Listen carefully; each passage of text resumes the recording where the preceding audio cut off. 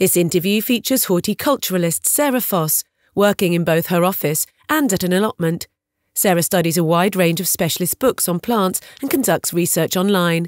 She works at an allotment, digging up potatoes, harvesting yellow courgettes and raking through the soil. At the STEAM Hub, a robotic arm projects the computer-generated smiley face of IRL. I'm IRL, an artificial intelligence created to find out information about STEAM careers. Join me in interviewing professionals to explore their work.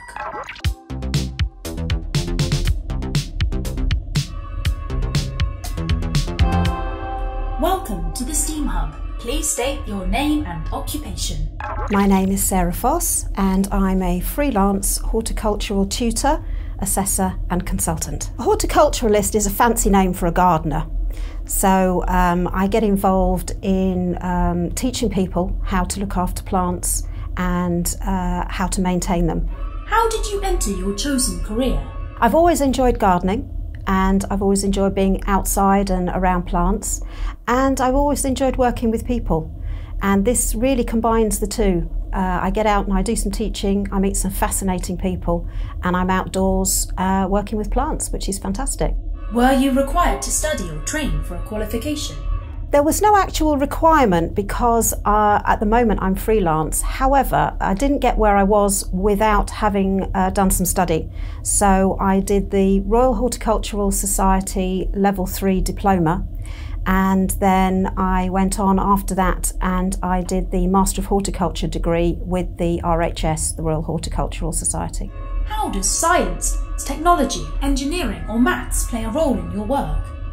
Well, science is really involved in horticulture. The biology and the botany, I've got to understand the life cycle of plants, I've got to understand the parts of plants, but also there's a surprising amount of chemistry involved and also physics.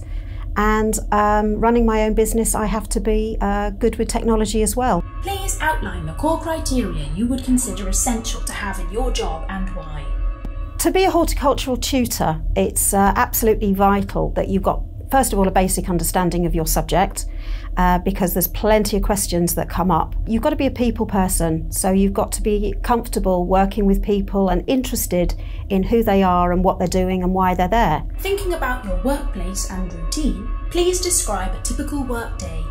Well, I don't really have a typical working day, and that's one of the beauties of the job that I do.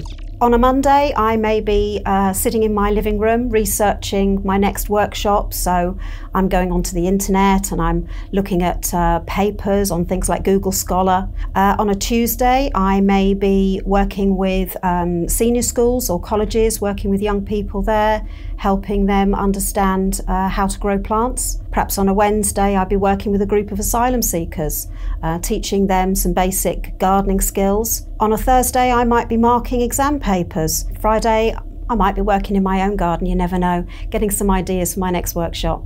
Final question.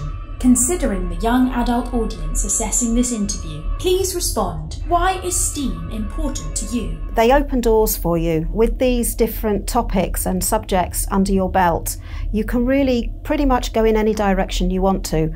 I'm a horticulturalist, but there's plenty of other jobs and roles out there using these subjects. So I think they're absolutely vital for young people to really get involved in these and get these qualifications. Text on screen. Interview complete. Sutton STEAMs Ahead is a project funded by a Cultural Impact Award as part of the Mayor of London's London Borough of Culture programme and the National Lottery Heritage Fund.